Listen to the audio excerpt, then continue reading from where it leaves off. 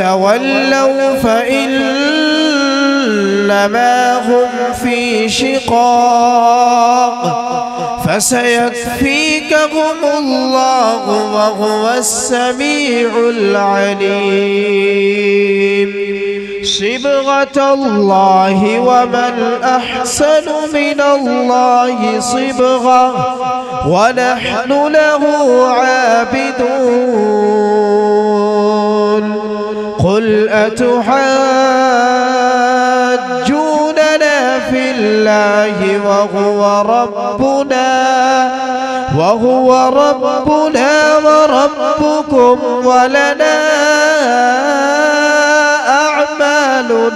وربكم ولكم أعمالكم ونحن له مخلصون أم تقولون إن إبراهيم وإسماعيل وإسحاق ويعقوب والأسباط كانوا هودا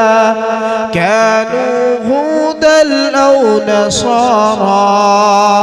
قل أأنتم أعلم أم الله ومن أظلم ممن كتم شهادة عنده من الله وما الله بغافل عما تعملون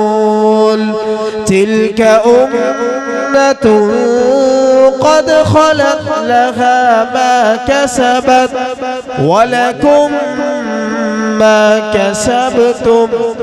ولا تسألون عما كانوا يعملون